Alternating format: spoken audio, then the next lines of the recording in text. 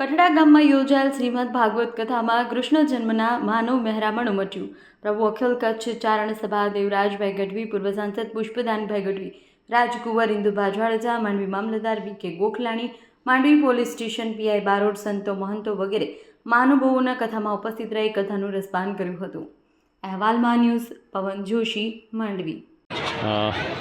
મારું નામ તો શ્યામભાઈ શાસ્ત્રી છે.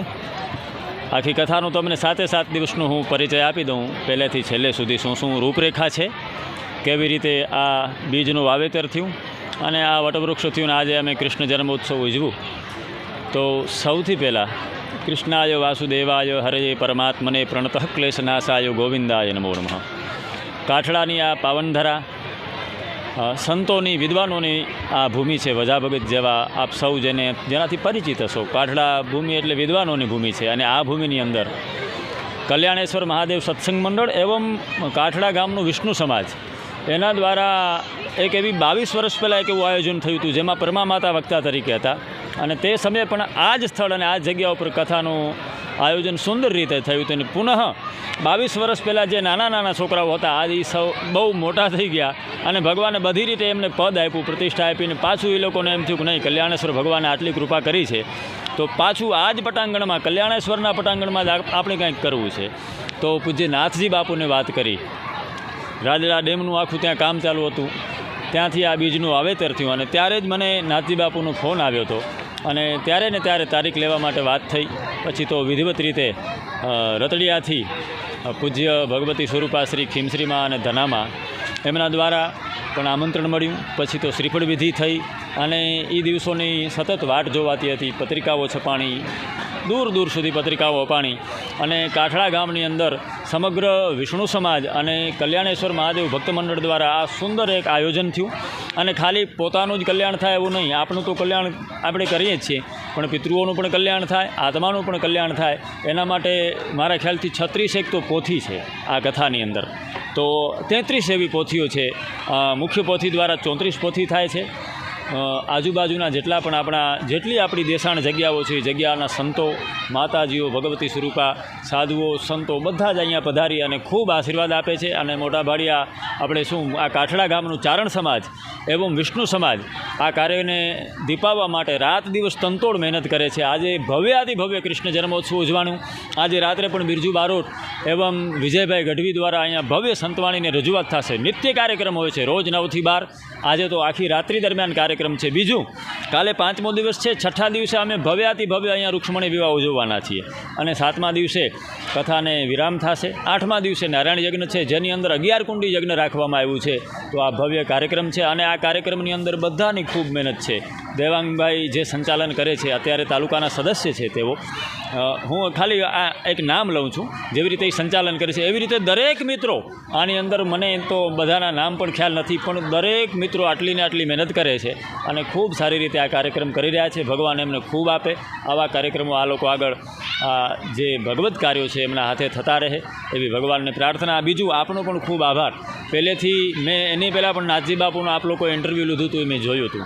એટલે આ જેટલી ચેનલો આપ જોઈ રહ્યા છો, મા ન્યૂઝ છે, શક્તિ ન્યૂઝ છે, પછી આપણે આ કચ્છ ભૂમિ છે, ખૂબ જ આપનું સારું નેટવર્કિંગ. અને આપે પણ ખૂબ મહેનત કરી. કચ્છ કાનૂન ક્રાઇમ, આપ બધા લોકોએ આ પ્રસંગ કેમ દીપી ઉઠે એના માટે આપે પણ બહુ તનતોડ મહેનત કરી. તો આપણો પણ અમે અહીંયાથી ખૂબ આભાર વ્યક્ત કરીએ છીએ. જેટલા લોકો અહીંયા પધારે છે એ બધાનો કાઠડા ગામ વતીથી અમે આભાર વ્યક્ત કરીએ છીએ.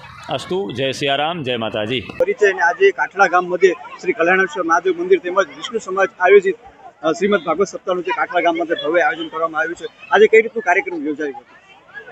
આજે રોજ કલ્યાણેશ્વર મહાદેવ મંદિર જે કાઠડામાં આવેલો છે, ઐતિહાસિક મંદિર છે, રાજાશાહી વખતનું મંદિર છે. ભગવાન કલ્યાણેશ્વરના ત્યાં ધામ છે. અહીંયા ભાગવત સપ્તાહ શ્રી કલ્યાણેશ્વર મહાદેવ સત્સંગ મંડળ અને કાઠડા વૈષ્ણવ સમાજ આયોજિત ભાગવત સપ્તાહ યજ્ઞ ત્યાં બેસાડવામાં આવ્યો છે. એને આજે 4થા દિવસે બીજા સત્રની અંદર ભગવાન કૃષ્ણનો પ્રાગટ્ય દિવસ એટલે કૃષ્ણ જન્મ મહોત્સવ આજે ઉજવવામાં આવ્યો. સંતો, માતાજીઓની વિશેષ ઉપસ્થિતિમાં આજે કૃષ્ણ જન્મ ઉત્સવ મનાવવામાં આવ્યો. ખાસ હિંગરિયાથી હરિસાબ આશ્રમથી પરમ પૂજ્ય કલ્યાણદાસજી બાપુની ઉપસ્થિત હતી. રાજણા ટેકરીથી પરમ પૂજ્ય હજરનાથજી બાપુની વિશેષ ઉપસ્થિતિ અને સચ્ચિદાનંદ સંપ્રદાયના ધર્મગુરુ એવા ત્રિકમદાસજી મહારાજ, અમારા કાઠડાના ધીરેન્દ્રગીરી બાપુ, અને રાજના ટેકરીથી માણેકનાથ બાપુની ઉપસ્થિતિમાં આજે કૃષ્ણ જન્મ ઉત્સવ, આજે માનવ મેરામણ તમે જોઈ શકો છો. ત્યાં મંડપ ટૂંકો પડ્યો અમે છેલ્લા 2 દિવસથી અમે સતત એક મંડપનો ગાલો થોડો અમે વધારતા જ આવ્યા છે. આ ભગવાન કલ્યાણેશ્વરની કૃપા છે. જ્યારથી મંડપનું અહીંયા મુહૂર્ત શાસ્ત્રીજીએ આચાર્ય શ્રી શ્યામ શાસ્ત્રીજીએ મંડપ મુહૂર્ત જ્યારે અહીંયા કરવામાં આવ્યું તેના બીજા જ દિવસે અહીંયાથી અમને એવો સંકેત મળવામાં આવ્યા કે આ કથા ભવ્યથી ભવ્ય કથા થશે. કારણ કે દાદાએ પરિક્રમા કરી ગયા હતા. આજે પણ તમે એ વિડીયો કલ્યાણેશ્વર મહાદેવ ગ્રુપમાં અવેલેબલ છે. દાદાના રૂપમાં નાંગ દાદાએ આવ્યો, જ્યાં અમે પૂજન કર્યું હતું ત્યાં ચોખા, કંકુ અને ફૂલ હતા. ત્યાં તમે વિડીયોમાં જોજો, નાંગ દાદા બેઠા છે ત્યાં.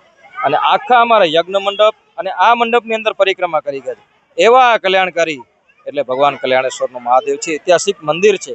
એની અંદર આજે ભવ્ય અને શોભે, જેને અમારા સનાતન આપણી સંસ્કૃતિ પ્રમાણે કશ્યપ શાસ્ત્રીએ આજે કૃષ્ણ જન્મોત્સવ પ્રાગટ્ય દિવસ આજે ભગવાનનો ઉજવ્યો, ત્યારે અમે સૌ કોઈ આનંદિત થયા. ભગવાન ભાગવતનો જન્મ આજે અમારા કાઠડા, જેનો કષ્ટડા કાઠડો બહુ મોટો એક ઇતિહાસ છે ગામનો. માતાજી સંતોની આ ભૂમિ છે.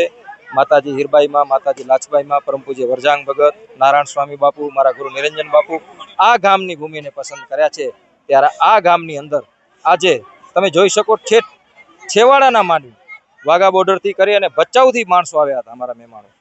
તો અમારી દાદા પ્રત્યેની સૌની લાગણી અને એની સફળતા માત્ર જતી હોય તો માતાજી અને સાધુ સંતોના આશીર્વાદ થકી બહુ મોટો અમારો આયોજન અમે જે ધાર્યો હતો એનાથી પણ વિશેષ આજે અહીંયા અમે કાર્યક્રમ થઈ રહ્યો છે ભગવાન શિવના ધામમાં. ત્યારે હું સૌને ભગવાન કલ્યાણેશ્વર મહાદેવ કલ્યાણ કરે એવી શુભકામના સાથે સૌનો આભાર વ્યક્ત. હા, મારું નામ શ્રી ત્રિકમદાસજી મહારાજ, સચ્ચિદાનંદ સંપ્રદાયના મહંત, અંજાર કચ્છ.